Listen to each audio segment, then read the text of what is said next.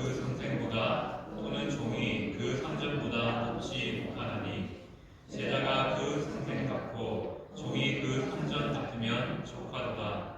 집주인을 바알세불이라 하였거든 하물며 그 집 사람들이랴. 그런즉 그들을 두려워하지 말라. 감추인 것이 드러나지 않을 것이 없고 숨은 것이 알려지지 않을 것이 없느니라. 내가 너희에게 어두운 데서 이르는 것을 광명한 데서 말하며 너희가 휘성말로 듣는 것을 시위에서 전파하라. 몸은 죽여도 영혼은 능히 죽이지 못하는 자들을 두려워하지 말고 오직 몸과 영혼을 능히 지옥에서 멸할 수 있는 이를 두려워하라. 참새 두 마리가 한 닷살로니에 팔리지 않느냐. 그러나 너희 아버지께서 허락하지 아니하시며 그 하나도 땅에 떨어지지 아니하고 너희에게는 머리털까지 다 세신 바 되었나니 두려워하지 말라. 너희는 많은 참새보다 귀하다. 누구든지 사람 앞에서 나를 시인하면 나도 하늘에 계신 내 아버지 앞에서 그를 시인할 것이요 누구든지 사람 앞에서 나를 부인하면 나도 하늘에 계신 내 아버지 앞에서 그를 부인하리라. 네, 성도님들, 우리의 삶의 인생에 가장 귀한 것이 무엇입니까? 각자가 추구하고 있고 바라고 있는 가장 귀한 것들이 참 많을 겁니다. 그 중에 하나가 자녀일 것이고요. 그 중에 하나가 또 부부로 만난 또 상대방일 수 있겠습니다. 이렇게 우리의 삶에는 내가 가장 중요하다라고 여기고 귀하게 여기는 대상들이 있고 물건들이 있기 마련입니다. 그렇다면 질문을 좀 바꿔보겠습니다. 하나님께서 가장 귀하게 여기는 것은 무엇일까요? 보십시오. 바로 우리입니다. 하나님께서는 예수 그리스도를 따르고 믿는 성도들 한 명 한 명을 가장 귀하고 가장 복되다라고 말씀하십니다. 그래서 우리의 삶에 소망이 있는 것이죠. 세상 사람들은 우리를 못 알아주고 또 우리를 잘못 알아주고 또 오해하고 때로는 무시할 수 있습니다. 하지만 우리를 향하신 그 하나님의 사랑은 변함없이 말씀하십니다. 네가 제일 귀하다. 네가 제일 소중하다고 말씀하십니다. 자, 오늘 주어진 말씀을 함께 살펴보고자 합니다. 앞선 말씀에서 예수님께서 제자들을 파송하시면서 말씀하시죠. 너희가 복음을 전할 때 박해가 따를 것이다. 어려움이 따를 것이다 라고 말씀하고 있습니다. 자, 이러한 말을 들었던 제자들의 마음이 어떻겠습니까? 괜히 부담하고 괜히 두렵고 그럴 것 같습니다. 그래서 오늘 복음의 말씀을 통해서 이렇게 복음 전할 때 어려움 앞에 두려워하는 제자들에게 예수님께서 다시 한 번 더 위로와 격려의 말씀을 말씀하여 주십니다. 그리고 예수님의 말씀의 핵심은 박해는 당연한 것이다. 그렇기에 이를 두려워하지 말고 끝까지 참고 한번 견뎌봐라 라고 하면서 우리를 격려하고 계십니다. 그 격려의 말씀의 내용들을 이 시간 함께 살펴보도록 하겠습니다. 자, 24절, 25절 말씀 보면 제자의 목표는 선생처럼 되는 것이고 또 종의 목표는 상전처럼 되는 것이다 라고 말씀하고 있습니다. 여기서 제자와 종은 복음을 전하는 제자들을 의미하고요. 그리고 선생과 상전은 예수님을 의미하고 있습니다. 바로 제자가 상전처럼 또 선생처럼 되고자 하는 것은 예수님의 제자가 예수님처럼 되고자 한다는 그런 의미를 담고 있습니다. 자, 제자들의 목표는 무엇입니까? 우리가 성도로서 우리의 삶의 목표는 무엇입니까? 바로 예수님을 닮아가는 것, 예수님처럼 살아가는 삶이라는 것이죠. 바로 24절 말씀은 바로 제자들이 예수님처럼 살아간다, 예수님처럼 살아갈 것이다 라는 내용들을 다루고 있습니다. 그리고 우리의 삶의 목표가 무엇이어야 되냐? 바로 예수님을 마음에 모시고 예수님을 닮아가는 일이 되어야 된다라고 말씀하고 있습니다. 네, 요한복음 15장 20절 말씀 보면 이렇게 말합니다. 내가 너희에게 종이 주인보다 더 크지 못하다 한 말을 기억하라. 사람들이 나를 박해하였은즉 너희도 박해할 것이요 내 말을 지켰은즉 너희 말도 지킬 것이다 라고 말씀하고 있습니다. 우리가 예수님을 따르다 보면 우리도 예수님이 당했던 것처럼 예수님이 경험하셨던 것처럼 그러한 경험을 마주하게 된다라고 말씀하고 있습니다. 유대인과 이방 나라의 적대자들이 예수님을 향하여서 박해했지요. 핍박했고 비난했습니다. 마찬가지로 제자들도 박해받고 비난받게 되어 있다라고 말씀하고 있습니다. 그 비난은 25절 말씀처럼 또 이렇게 나타나죠. 집주인을 바알세불이라 하였거든 하물며 그 집 사람들이랴 라고 말씀하고 있습니다. 이 말씀을 이해하기 위해서는 유대인의 기본적인 생각들을 좀 알 필요가 있습니다. 유대인들은 바알세불을 귀신의 왕으로 여깁니다. 그리고 이 바알세불이라는 이름의 뜻에 이런 의미가 있습니다. 집주인이라는 의미가 담겨 있습니다. 바리새인들이 마태복음 9장 34절에 예수님을 향하여 뭐라고 말합니까? 바알세불이다라고 고백합니다. 이는 무엇입니까? 바리새인들이 예수님을 비난한 동시에 그는 귀신과 같다라고 자연스럽게 그를 낮추어 부르는 표현이 됩니다. 그런데 이러한 표현이 예수님에게만 끝일까요? 아니요. 예수님을 따르는 사람들에게도 제자들에게도 이 비난이 이어진다라고 말합니다. 그래서 하물며 그 집 사람들이랴 이 말은 예수님과 함께 거하는 제자들은 다 그러한 사람들이다라고 말씀하고 있는 것이죠. 쉽게 말하면 예수님을 따르면 예수님처럼 비난받을 수 있고 예수님처럼 박해받을 수 있다는 사실을 말씀하고 있습니다. 그런데 이 말씀과 함께 이어지는 말씀은 이렇게 말하죠. 그런즉 그들을 두려워하지 말라라고 말합니다. 바르게 생각해 보겠습니다. 복음 전하는 일이 박해가 따르는 일이기 때문에 우리 안에 두려움이 있기 마련입니다. 근데 또 다르게 생각하면요.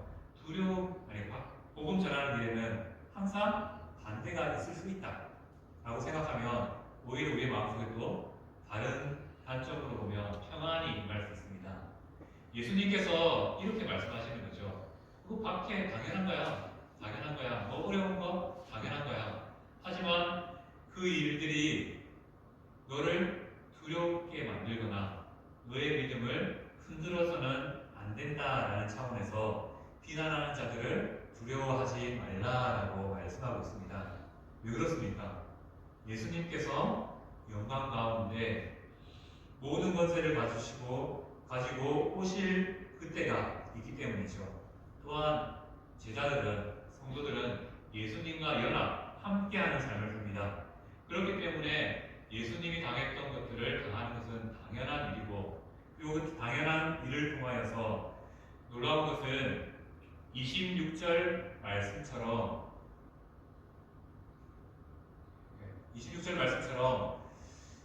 감추인 것이 드러나고 또 숨은 것이 알려지게 될 것이다 라고 말씀하고 있습니다.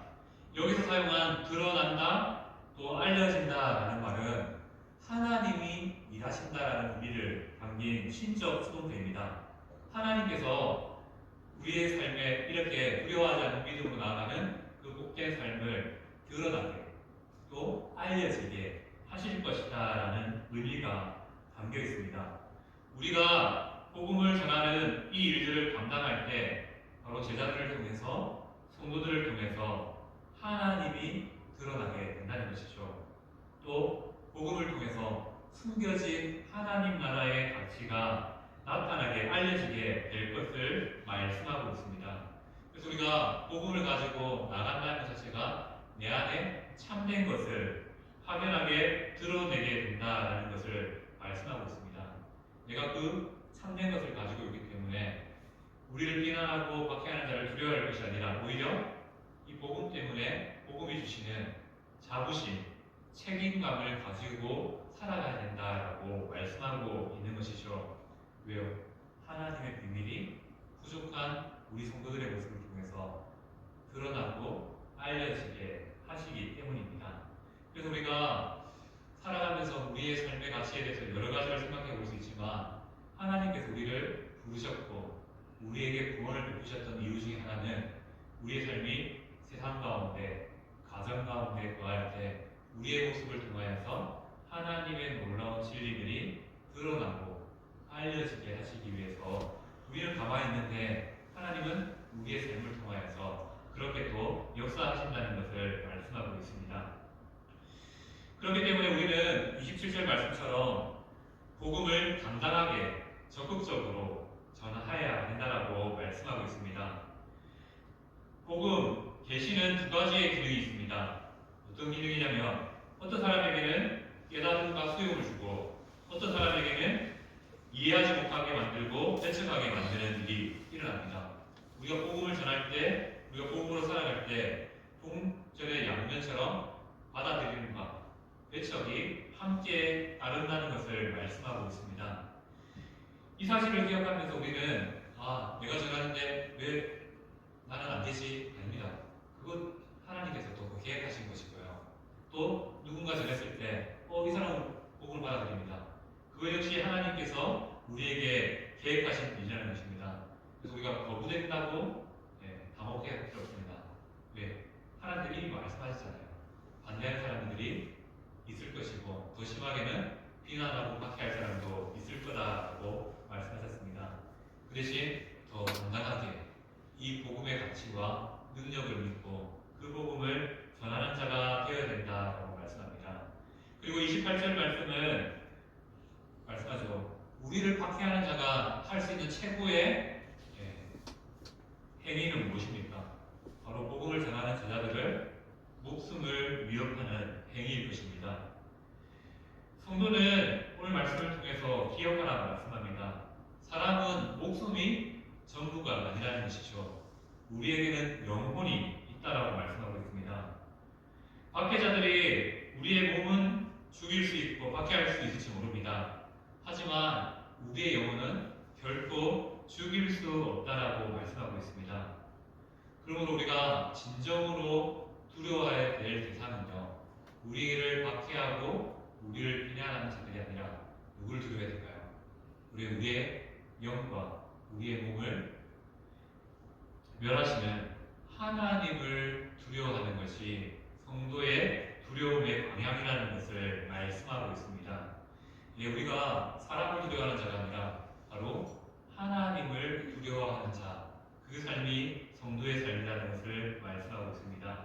그렇게 살아갈 때 하나님께서는 우리의 삶에 어떤 일들을 베풀어 주십니까? 하나님은 복음을 감당하며 살아가는 자, 성도들을 지켜주신다라고 말씀하고 있습니다. 하나님께서는 우리의 세밀한 것 하나하나까지 관심을 가지고 계신다는 것이죠. 어떻게요? 참새의 비유를 통해서 말씀하십니다. 참새 한 마리가 살아가는 것도 하나님의 주권, 하나님의 손 안에 있습니다. 하나님이 허락하셔야지 참새도 땅에 떨어집니다. 하나님이 허락하셔야지 참새도 사람 손에 잡히게 된다는 것이죠.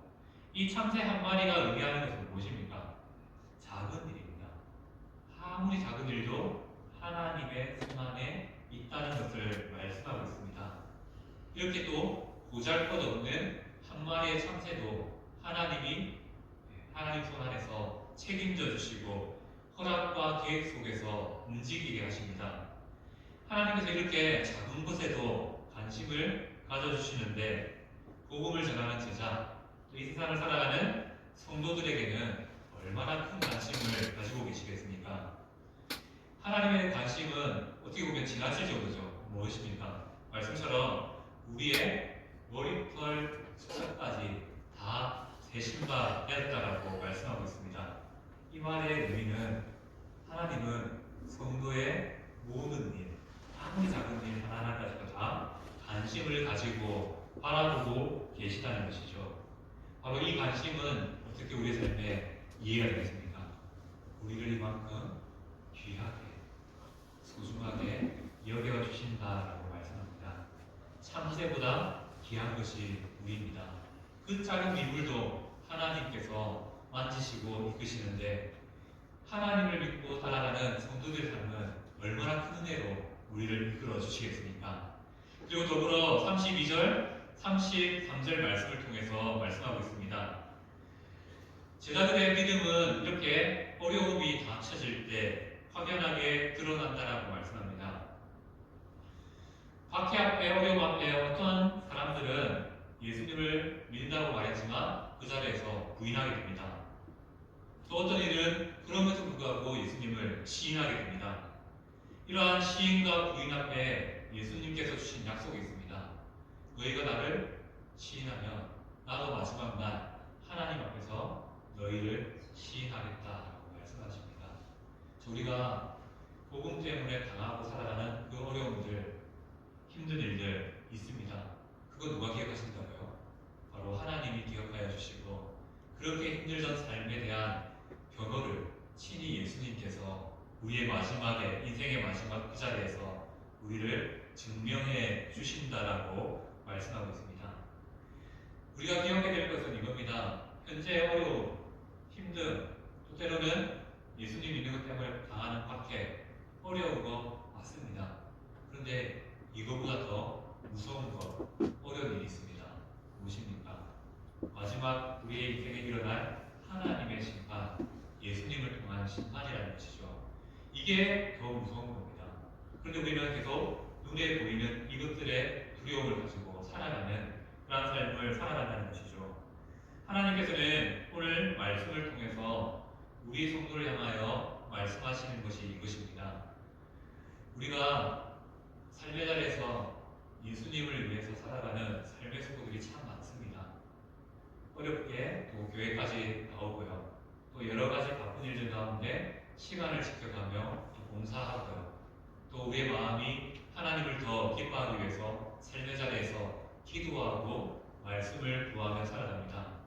그 모습 하나하나를 하나님은 가장 귀하게 여겨주시고 기억해 주신다라고 말씀하고 있습니다.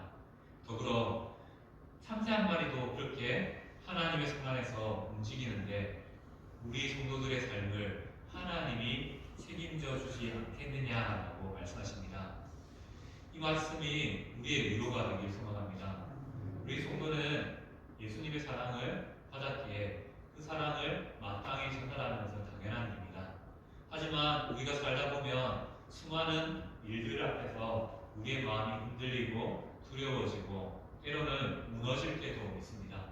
하지만 그 연약함까지도 아시는 분이 하나님이시라고 말씀합니다. 그리고 그렇게 수고하면서 때로는 눈물을 흘리며 아파하며 살아가는 우리들의 삶을 향하여서 네가 제일 귀하다. 내가 천국을 약속해 줄게. 마지막 날 내가 친히 변호자가 되어서 너를 완전한 구원, 하나님 나라로 인도해 줄게 라고 약속해 주십니다. 이러한 복된 삶이 우리의 인생의 끝에 있다는 사실을 기억하시기 바랍니다. 그리고 그 끝의 자리에서 우리가 하나님이 받아주시는 그 사랑으로 다 함께 천국에 입성할 뿐만 아니라 이 땅에 많은 수고로 살아가는 어려운 가운데서 내가 힘들면 나도 힘든 것 같습니다.